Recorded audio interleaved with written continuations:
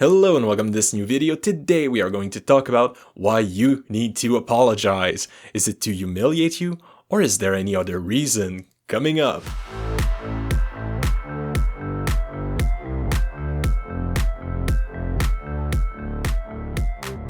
So yes, today we are having a little opinion video where we are going to talk about why you need to apologize. Now, why do I make a video like this? It's because we have a code of conduct violation from Kent Overstreet, the creator of Bcashfs, creator and maintainer of Bcashfs, which resulted into him not being able to push any code to the 6.13 kernel. We won't really see him in the next release. Now, just that in and of itself is not good enough to make a video about, but what I really want to get at here is the reaction of some part of the community here, and also Kent himself, which for some part was a little bit weird to me, because they were a little bit offended that Kent was asked to apologize publicly for his behavior. So people seem to not really understand why a code of conduct committee member would actually ask Kent to retract his word and apologize publicly, and they seem to think that it's some kind of power play, that it's passive aggressive, which it really isn't. But to be able to understand that, we need to be able to agree on some things, right? We need to be on the same line. So let's just start at what was said and actually start agreeing on some things right now. So what was said was, if that's not how he pronounces his name, I'm sorry. Michael, if you think that crashing processes is an acceptable alternative to error handling, you have no business writing kernel code. You have been stridently arguing for one bad idea after another, and it's an insult to those of us who do give a shit about writing reliable software. You're arguing against basic precepts of kernel programming. Get your head examined and get the fuck out of here with this shit. Now, to start to talk about this, I do believe that this is not something that you should say inside of the kernel. Now, why is that? Let's just start making arguments so that we can agree a little bit. The reason why this is unacceptable is because first, if we would all do it, if we will all start talking like that, it would really be bad. So it would affect the community if we accept this behavior. Other people could do the same, and it would break down communication. Now, the second thing that could happen from this becoming more common, it would be affecting the trust in the project. Now, remember that we have thousands of devs working on the Linux kernel, and they come from everywhere. And the big reason why they're there is because they trust that first their code will mean anything, and they also trust each other to uphold their code and make sure that everything stays as compatible as possible. So affecting the trust might actually turn some dev away, make them do something else with their time instead of actually working on the kernel. But where it might be even worse is if we do more of this, it could even go as far as affect funding or even the devs that are employed to actually add things into the kernel. So there's a lot of businesses that actually pay devs to be able to make kernel code. Of course, Intel, AMD, all the big one, Nvidia, pretty much every business that you know and love, Google, Microsoft, or hate them, that's your choice. They have an hand in the kernel, right? Because the kernel is used everywhere across all of their product, so of course they want to be able to make it work with the kernel. But if what Kent here says is true, well, why should they put any money in the kernel? Why should they actually try to make the kernel as good as possible to make their shit work if there's no way that their shit will work because it's actually all bad? Now, let me make this clear. I'm not saying that only one comment from Kent will do all of this. What I'm saying is that if we accept that this behavior is okay and we allow it to come back and back and back and do it with a bunch more people, we are devolving towards this. And this is where I have an issue. Now, because we would be going down that path, we should all agree here that we don't want people doing this, right? This should be a basic that everybody watching this video should agree that this language has no place inside of kernel programming. And hear me clearly, that it comes from Linus, Kent, or any other devs, I would say exactly the same thing. So let's just make this clear, no matter who you are, it applies to you. So let's just go back and let's say that we don't know at all how the Linux kernel works and who works in it. How should we go about creating a system that actually fixes this?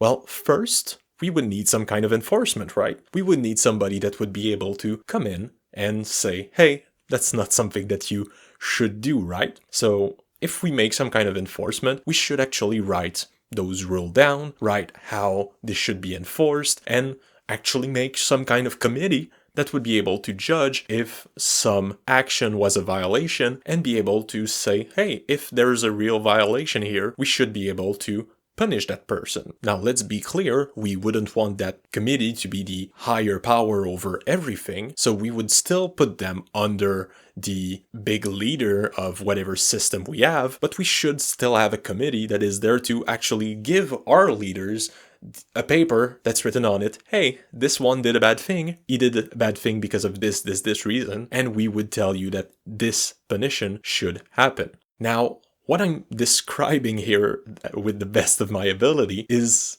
pretty much exactly what's happening right now inside of the kernel. There's a code of conduct committee that's made up of, I believe, 4 people, and those 4 people actually are there to mediate or judge whatever is happening and be able to give the technical advisory board, which is kind of the top level of the kernel, their idea on what should be done in case of a code of conduct violation.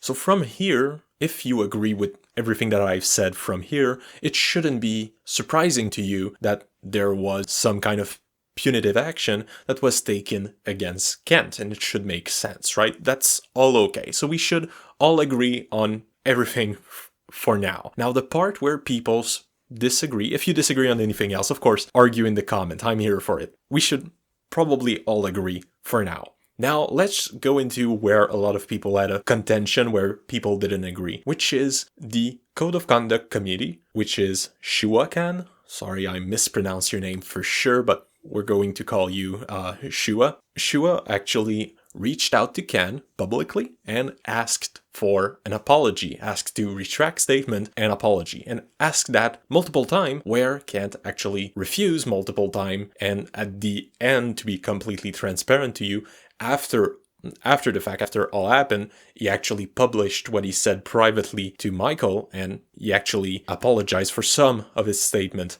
there. But in public, he never actually apologized. Now, why would a Code of Conduct Committee member actually ask for an apology? This is because it's the simplest way to solve the wrong that was made to the community. Because we need to understand that this situation is not only between Michael and Kent. It's between Michael, Kent, and the broader community. Because everybody was able to see what happened there, and everybody is able to see the outcome of what happened, meaning that everybody looking will be able to say, hey, Kent here acted like a complete asshole and he got away with this. That's how people should act now, because publicly, from somebody looking from outside, it would look exactly like that. You would look at it and you would say, wow, Kent was just the rudest guy in the world and he got away with this. So right now we have a situation where the 2 people that were talking together were actually fine with one another. Well, we assume that Michael ended up not having an issue, but let's just assume, okay? So the 2 people that were talking together were okay with one another, but the broader community wasn't updated on anything, and there wasn't an apology publicly to try to solve that problem. Because the apology is the simplest way to say, hey, what I said before was because I was frustrated. I don't agree that a maintainer should act in that way. I don't think that a maintainer should do what I did. I apologize. And by just doing that, you solve the problem that you had with the community. And it's that easy. It's only for that Shua was actually asking for an apology, is because Shua wanted to relieve the problem between the community and Kent. But Kent, of course, didn't understand this. Maybe like a lot of people, he's not aware of why people actually need to do an apology. But now a lot of people bash the Code of Conduct, the Code of Conduct Committee, and everybody in it. But we need to understand that apologies are the simplest way to fix it. Because let's say that Shua doesn't ask for an apology. She doesn't go ahead and give the option of an apology. Well, what are you going to do now? Right? The only solution is that you need to show outwardly that this behavior was not okay. And the way to do that is, well, to punish Kent. It's to punish him publicly to try to make up for the wrong that he did publicly. So it's not because Shua is being patronizing or passive aggressive when she's saying, hey, please apologize. Please, it's so simple. You can just literally say, I apologize, I shouldn't have acted that way, and everything will be absolved. It's really just to fix the appearance of trust, the appearance of structure and respect for the organization. That's why they're asking. And I know that I'm rambling for a long time, but if you want to see somewhere else where this happened, in politics in Canada, that's actually something that happens.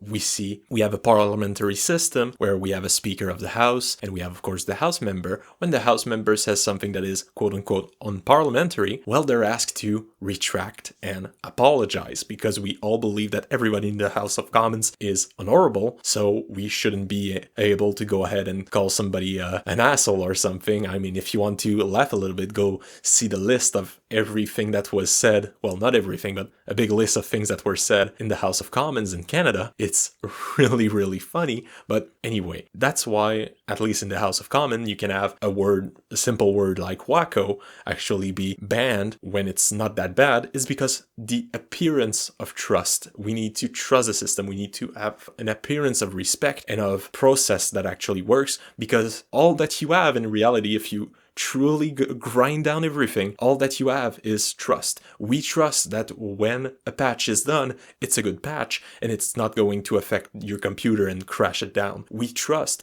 whatever judgment a maintainer has is good enough for any patch. We judge that everybody that is added as maintainer is a good person, and when somebody goes and actually undermines that trust, he should be punished. So this is why punishment is always necessary when you don't have an apology, and why I hope you're able to see it how I see it, because when you put yourself in my shoes and what is probably all the members of the Technical Advisory Board and of the Code of Conduct Committee shoes, you see how ridiculous this situation is, right? Because all they're trying to do here is keep trust, and you're here just vomiting on them and telling them that they're playing some kind of power play, and no, we're just trying to relieve the public wrong. Now, we're gonna go a little bit further, because I want to yell a little bit more about Kent here, because actually afterward, he went out of his way to say that there was people working against him that actually added bugs willingly into the code, and that it was malicious. Now, that's not something that you're supposed to say, right? That's something that should never be said publicly. That's really something that I think is just there to undermine the trust into the kernel. This is something that you should get your evidence, note everything down, copy everything, and everything's public, right? So we should be able to, when it happened, actually get all his proof and go see the Code of Conduct Committee and go see the Technical Advisory Board and tell them, hey, we've got a big problem here. We've got those people who are completely insane. They have added a patch. They have tried to actually punish me because we have a hard time working together, and they actually put bugs that only apply to me knowingly into the code. And if that's the case, if you're able to produce proof for that, well, everybody will be happy that you actually showed that, because nobody wants those people in the kernel, right? Nobody wants somebody like that working for the kernel. Now, what I think is that it's probably just a misunderstanding, and we have somebody that actually edited some code that, yes, Ken did, but turns out introduced an error in it. It's probably not something that was done willingly. Nobody really adds errors into code of the Linux kernel willingly. Like that's something ridiculous. If we were to say that Kent was crashing the kernel willingly, it would be ridiculous, right? So why are we trying to give that motive to somebody that is trying to help the kernel like everybody else? I'm just finding this a bit ridiculous and hard to believe, but I will absolutely support Kent if he comes out with his proof and actually tries to give it to the right person and action are given to resolve that issue. But right now, I'm going to trust the fact that nothing happened and Kent is only able to yell publicly that people don't like working with him, which sounds more like I'm yelling about everybody else because nobody wants to work with me because I'm hard to work with. So that's it. I hope you enjoyed. I'm still going to make a new video this week because, of course, an opinion video is something that I can kind of wing inside of a day. I've thought about all of this a little bit too much since it's popped out publicly, so I just wanted to dump my brain and actually say whatever I wanted to say. But I'm really disappointed, right? I want to see the kernel flourish. I want to see the kernel work as great and as efficiently as possible, and it kind of pisses me off when people have a misunderstanding of how a structure of that size should work, and they think that because the police are enforcing a law that they don't like, that it's the police's fault. No, the police are enforcing a law that needs to be there because we all agreed that the law should be there. And it's not because we say that we all agree that the law should be there that we are trying to push people into submission. We've seen that, right? I've seen somebody say a large number of people agreeing on anything does not automatically make it right. And that's said in answer to Ted So that was saying that most people agree with the code of conduct enforcement approach. And after that, the same person said, I would suggest to avoid any kind of power play like we are more than you in here, which is just not the point. We have a system that works, that most people agree with. If you want to change it, you need to make a positive argument for why it should change. That's what Ted was trying to say, and you trying to flip it off like you're some kind of pariah and you're just trying to fight the good fight for the little people. That's not the point here. We're not here, right? We're somewhere else. We're trying to argue what is best for the kernel, and you're right here trying to make your own movie. So that's an issue. Anyway, so reading the comments on Phoronix was rage-inducing, and every answer on the email was, well, soul-crushing. So that's about all I can do today. So I hope you enjoyed. I really do. If you did, leave a like, of course, subscribe, all the great things. And we are going to see each other talking about ext4. Yes, I'm finishing the series on the ext file system with ext4 this week. So yes, you will get it real soon. So of course, take care.